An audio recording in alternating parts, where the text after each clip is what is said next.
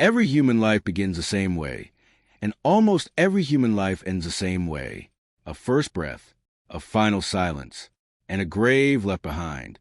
Kings and beggars, warriors and poets, the remembered and the forgotten. But hidden within the long, unbroken story of humanity, there's a name that refuses to end with a tomb. A man who walked this earth, felt fear, knew hunger, stood alone against power, and yet never tasted death. His name was Elijah. Throughout all of human history, billions of people have lived their lives beneath the same sky. They built cities, raised families, fought wars, dreamed dreams, and eventually passed through the same dark doorway that no one can avoid. Death has always been the great equalizer, the final chapter written for every human story since Eden. And yet, the Bible quietly tells us something astonishing. Not everyone followed that path. Not everyone crossed that final threshold. There were exceptions, not myths, not symbols, but real people rooted in history, recorded by eyewitnesses, preserved in sacred memory. One of them was a man called Elijah, not a king, not a priest, not a scholar trained in sacred halls, just a man who lived, breathed, struggled, and feared, just like you and me. And yet, on one extraordinary day, heaven itself opened and Elijah was taken alive. No grave, no body, no funeral, only fire, wind, and a vanished figure ascending beyond human reach. Why? What kind of life leads to an ending like that? To understand why Elijah never died, we must first understand who he truly was. And that story begins not in glory, but in obscurity. A man from nowhere. Elijah does not arrive in Scripture with fanfare. There is no birth story, no family lineage traced through generations, no introduction listing achievements or credentials. The Bible introduces him with a single sentence, almost abrupt in its simplicity. Elijah the Tishbite, from the inhabitants of Gilead. That's it. No explanation, no background, no preparation. Just a name and a place most people ignored. Gilead was not famous. It lay east of the Jordan River, rugged, mountainous, far from the centers of power, a land of shepherds and farmers, a place shaped by harsh winds, steep valleys, and hard survival. It was the kind of region kings rarely visited and religious elites barely mentioned. Nothing about Gilead suggested greatness, and nothing about Elijah suggested destiny. But history shows us something again and again. God often chooses his instruments from places the world overlooks. The world Elijah entered, the Israel Elijah stepped into, was not faithful. It was prosperous, but corrupt, stable, but spiritually hollow. King Ahab ruled the nation with political skill and military strength. His armies were trained, his alliances secure, his palace luxurious. But by his side stood Queen Jezebel, a woman whose influence would reshape the soul of a nation. She brought with her foreign gods, foreign altars, foreign priests. Soon, the worship of Baal and Asherah flourished openly, sponsored by royal power. The worship of the God of Abraham, the God who delivered Israel from Egypt, was being erased. Altars were torn down. Prophets were hunted. Faith became dangerous. And into this atmosphere of fear, compromise, and idolatry walked a man from nowhere. No credentials, no fear. Elijah did not request an audience. He did not send letters or negotiate terms. He simply appeared before the king. And the first words out of his mouth were not polite. They were prophetic. "As surely as the Lord lives," he said, "there will be neither dew nor rain in these years, except by my word." Then he turned and disappeared.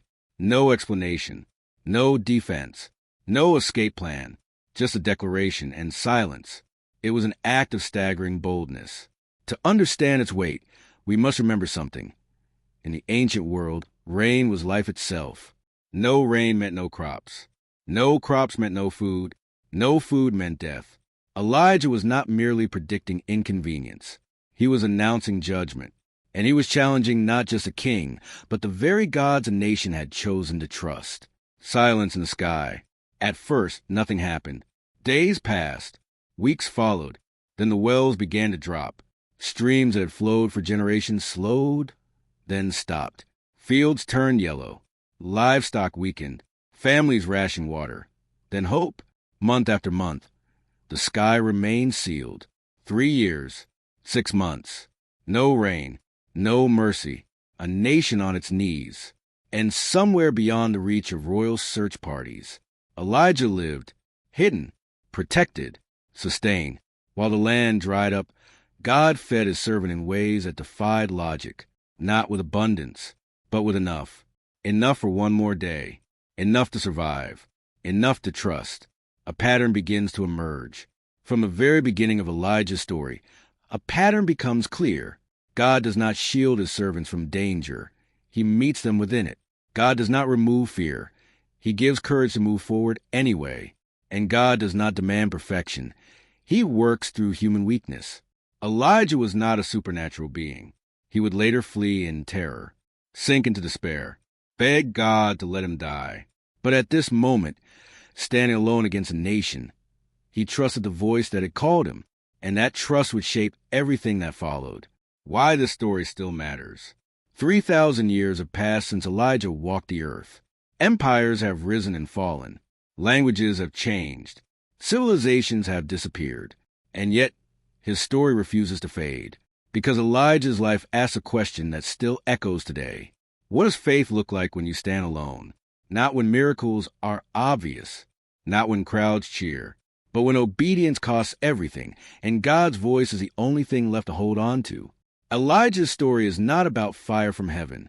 It is about faith before the fire falls. It is not about being taken into the sky. It is about how a man lives on the ground, long before heaven opens, transition into the body. To understand why Elijah was taken alive, we must follow him through famine and fear, through miracles and breakdown, through confrontation and collapse. We must walk with him to hidden streams, foreign cities, lonely mountains, and finally, to the edge of the Jordan River. Only then will the final moment make sense. Only then will the fire, the wind, and the silence reveal their meaning. So let us return to the beginning of his journey, to the days when a nation was drying up, and one man was learning what it truly meant to trust God, the path that shaped a man who would not die. Elijah did not remain hidden forever.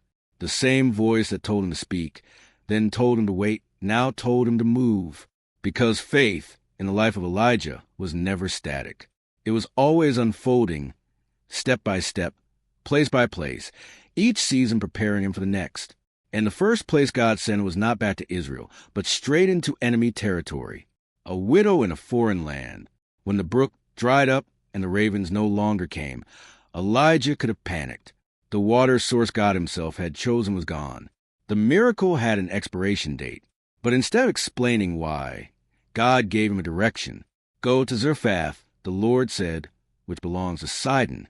That single sentence carried weight. Sidon was the homeland of Jezebel, the center of Baal worship, the last place a prophet of the God of Israel should feel safe.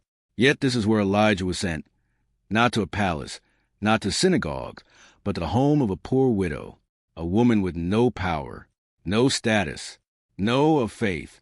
When Elijah arrived, he found her gathering sticks, not for warmth, but for one final meal.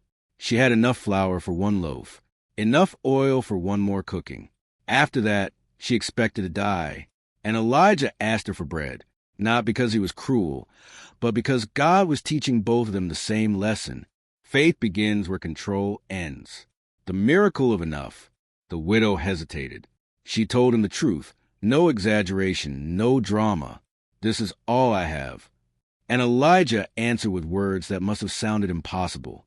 Do not be afraid. Make the bread. Feed me first, and the jar will not run dry. It was not a promise of abundance. It was a promise of enough. Day after day, week after week, the flour remained. The oil continued. No overflowing barns. No sudden wealth. Just daily provision. Enough to live. Enough to trust. And in that quiet house, far from Israel, Elijah learned something deeper than public miracles. God often does his most powerful work in ordinary places, through unseen faith, when faith is tested again. But the story does not pause there, because faith that survives hunger is not the same as faith that survives grief. One day, the widow's son fell ill. His breathing weakened. His body grew cold. And then, silence. The miracle household was shattered by death. The widow turned to Elijah, not with praise, but accusation. "Did you come to remind me of my sin? Did you come so my son would die?" It was the raw cry of a broken heart. And Elijah did not rebuke her. He took the boy in his arms. He carried him upstairs. He laid him on the bed. And then, for the first time in Scripture, a prophet prayed for resurrection, not with formulas, not with confidence, but with desperation. "O Lord my God," he cried, "let this child's life return." And life returned. The boy breathed again. This was not just a miracle. It was a turning point. Elijah now knew something few had ever witnessed. The God he served was not only Lord over rain and food, he was Lord over life and death. And that knowledge would matter very soon. A nation on the brink. 3.5 years had passed. The land was ruined. The people were exhausted. The king was angry. Ahab had searched everywhere for Elijah. Now, suddenly, Elijah appeared, not hiding, not running. He walked straight toward the storm. When Ahab saw him, he sneered, "Is that you, troubler of Israel?" Elijah did not flinch. "I have not troubled Israel," he said. "You have, by abandoning the Lord." Then Elijah made a proposal that would define his legacy. A challenge, public, unavoidable. Gather the nation. Gather the prophets of Baal. Meet me on Mount Carmel. There, the truth would be revealed. Mount Carmel, where silence spoke. Mount Carmel rose like a natural altar, overlooking the sea, visible from miles away. On that day, the mountain filled with people, kings, prophets, soldiers, villagers. Hundreds of prophets of Baal stood confident, dressed in ritual garments. And across from them stood Elijah, alone, one man against an entire religious system. He addressed the crowd with a simple question. "How long will you waver between two opinions? Choose. If Baal is God, follow him. If the Lord is God, follow him." The challenge was clear. 2 altars, 2 sacrifices, no fire. The God who answered by fire would be recognized as the true God. The prophets of Baal went first. They shouted. They danced. They cut themselves. From morning until evening, nothing happened. No fire, no voice, no response, only silence, fire from heaven. Then Elijah stepped forward. He repaired the broken altar of the Lord, stone by stone. He soaked the sacrifice with water, again and again. Then he prayed, not loudly, not dramatically, just a few words. "Answer me, O Lord, so these people may know that you are God." And heaven answered. Fire fell. The sacrifice burned. The stones cracked. The water vanished. The people fell face down. The Lord, he is God. In that moment, Israel remembered who they were, and Elijah, once a man from nowhere, stood as a visible witness of divine truth. Victory is not the end. After the fire came rain. The drought ended. The sky broke open. Life returned. It looked like triumph. But here is the part of the story many forget. Great victories do not erase human fear. Jezebel heard what happened, and she sent a message. "By this time tomorrow, you will be dead." Elijah ran, not strategically, not bravely. He fled into the wilderness. The man who faced kings collapsed under exhaustion. He sat under a tree and asked God to let him die. "I have had enough." This is Elijah, raw, human, honest. And God did not scold him. God fed him, let him sleep, fed him again. Sometimes the most spiritual thing a person needs is rest. The whisper that changed everything. Strengthened, Elijah traveled to Mount Horeb, the mountain of God. There, he hid in a cave. God asked him a question. "What are you doing here, Elijah?" Then came the wind, the earthquake, the fire, but God was not in them. Afterward came a gentle whisper, and Elijah covered his face. God was not impressed by noise. He was revealing something deeper. True authority does not always roar. Sometimes it whispers. God was not done with Elijah. He gave him new assignments, new purpose, and quietly, without drama, God began preparing a successor, a young man named Elisha, passing the mantle. Elijah found Elisha plowing a field. No sermon, no explanation. He simply placed his mantle on Elisha's shoulders. and Elisha followed. From that moment on, Elijah was no longer alone. He trained, he taught, he walked with someone who would carry the work forward. This mattered, because Elijah's story was not only about how he would leave, but about what he would leave behind. Faith was never meant to end with one man. Moving toward the Jordan. Years passed. The time approached. Elijah knew it. Elisha sensed it. They traveled together from Gilgal to Bethel to Jericho. At every stop, Elijah told Elisha to stay behind. And every time Elisha refused, "I will not leave you." Something was coming. The journey led them to the Jordan River, a boundary, a crossing place. And this is where the story begins to slow, where every step carries weight, where the end feels near but unfinished. Because the question is no longer what Elijah did. The question now becomes, why would God take a man like this alive? And to answer that, we must watch what happens next, at the edge of the water, when heaven and earth draw close once more. The day heaven came close. The Jordan River moved quietly that day, not like the Red Sea, split by terror and urgency, not like the floodwaters of judgment from long ago. This river flowed calmly, as if unaware that it was about to witness something no other place on earth ever had. Two men stood at its edge. One was young, strong, restless with questions he did not yet know how to ask. The other was older, whether by years of obedience, silence, fear, courage, and faith. Elijah and Elisha, teacher and student, mentor and successor. A story nearing its final sentence. The weight of the moment. They both knew. No announcement had been made. No calendar marked the date. But some moments announced themselves without words. Elijah felt it in the stillness of the air. Elisha sensed it in the way his master walked. Slower, deliberate, as though each step mattered more than the last. The journey had not been short. They had traveled from Gilgal to Bethel, from Bethel to Jericho, places heavy with memory, prophecy, and spiritual history. At every stop, Elijah had tested Elisha's resolve. "Stay here," he said. "Remain behind." And every time, Elisha answered the same way. "As the Lord lives, and as you live, I will not leave you." It was not stubbornness. It was loyalty, because Elisha understood something profound. Some callings are not taught with words. They are absorbed through presence. And this was a moment he could not afford to miss. Crossing without fear. At the river, Elijah did something that echoed the past. He took his mantle, the symbol of his calling, authority, and obedience, and struck the water. The river parted, not violently, not dramatically, but obediently. They crossed on dry ground. Two men walking between walls of water, as the creation itself recognized the footsteps of a servant who had learned to walk with God. On the other side, Elijah stopped. He turned to Elisha and spoke gently. "Ask what I may do for you before I am taken from you." It was not a casual offer. It was the final gift of the mentor, the boldness of a disciple. Elisha did not hesitate. "Let me inherit a double portion of your spirit." Not wealth, not fame, not protection.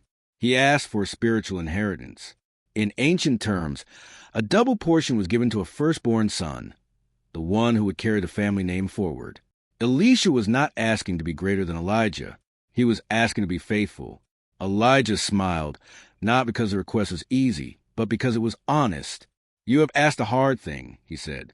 Then came the condition. "If you see me when I am taken from you, it will be yours." Elijah did not control the outcome. He never had, and perhaps that is why heaven trusted him. Fire on the horizon. They began to walk again, side by side, talking, not about miracles or kings, but about the road behind them, the famine, the widow, the fire, the fear. Two men sharing memory, not urgency. Then the air changed. The wind carried a sound that did not belong to earth. Not thunder, not storm. Something alive. A chariot of fire appeared. Horses of flame. Not rushing, not chaotic, but precise, intentional. And suddenly, Elijah was separated from Elisha. No struggle, no fear, just motion. Elijah was lifted, taken upward in a whirlwind. Not dying, not fading, ascending, alive. The moment that defined everything.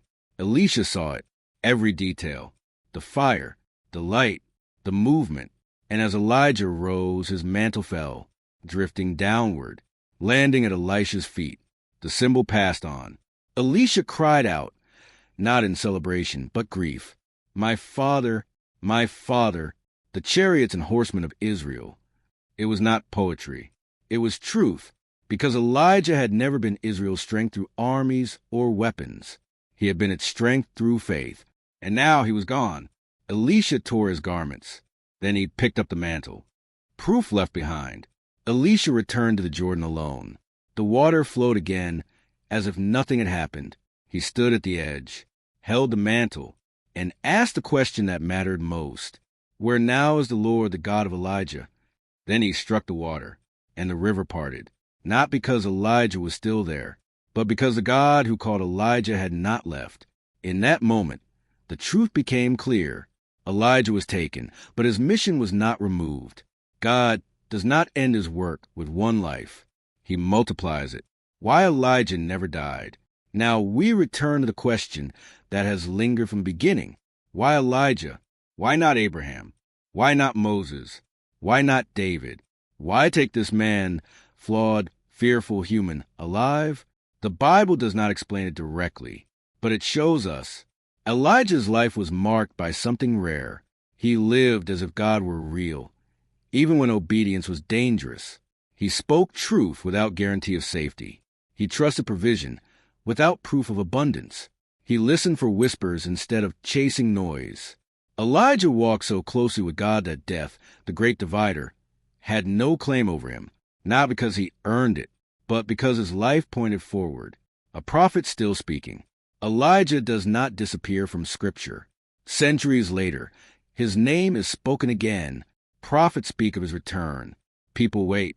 And then, on a quiet mountain, Jesus is transfigured. Light radiates from him.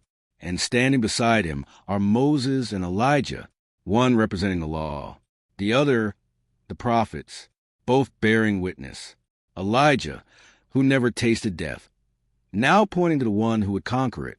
And when Jesus speaks of John the Baptist, he says something unexpected. He is the Elijah who was to come. Not literally, but spiritually, because Elijah was never meant to be the end. He was a signpost. What Elijah leaves us with. Elijah's story is not about escaping death. It is about how to live. It tells us that faith is not loud confidence. It is daily obedience. That God meets us in caves as surely as on mountaintops. That exhaustion does not disqualify calling. That whispers can be holier than fire. And that sometimes the greatest miracle is not what God does through us, but what he carries forward after us. Elijah left no writings, no monuments, no tomb, only a path, a way of walking with God that invites others to follow. The quiet ending that isn't one. Somewhere beyond human sight, Elijah lives, not as legend, not as myth, but as testimony, a reminder that heaven is closer than we think, that obedience echoes longer than fear, and that God still calls ordinary people to live extraordinary faith. The Jordan flows on. The mantle moves forward. And the question remains, not about Elijah, but about us. If God were to write our ending today, what story would our life be pointing toward?